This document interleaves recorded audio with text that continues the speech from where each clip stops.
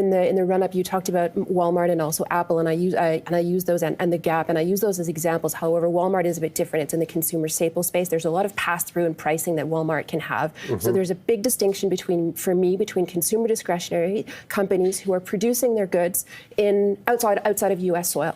And so what that means is that basically since 2000, they have benefited from extremely cheap labor and very, very lax environmental regulation in other countries. And so the idea here is not only do we have this tariff effect, but long term, if we are going to reorganize our supply chains and bring that manufacturing back to U.S. soil, we're going to be faced with much higher labor costs, and of course different regulations in respect in environmental and social issues. And so the short consumer discretionary is basically the long-term thinking is that the profit margins on these companies that have benefited, if you're making clothing or shoes in developing countries, that is going to shift because that's obviously the massive tariff on China, India, et cetera. And so we think that even past today's very sharp market reaction, this is a sector that is going to have profit headwinds for quite some time. And so what strategy might you take in your client portfolios? Before we came on camera, you suggested going short on an ETF, a consumer discretionary ETF. Is that a U.S. consumer discretionary ETF? Exactly. I mean, when you look at the consumer discretionary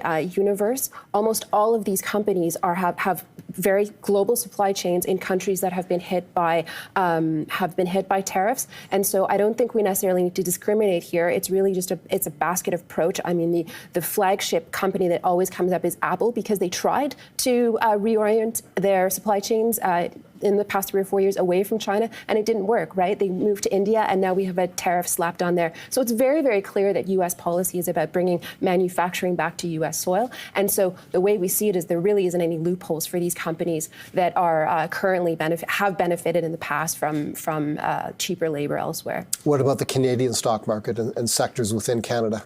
Yeah, so the last time I was on the show, we talked a lot about grocery stores as an example of an industry that has pricing pass-through, so they can actually continue to whatever tariffs happen, these types of companies, these sort of more defensive consumer names can pass through the pricing. And so in the consumer sector, we very much maintain that approach. Things like defensive like packaging companies, grocery stores. These are the types of companies that are fairly well protected from the inflationary negative inflation effects of the current tariff environment.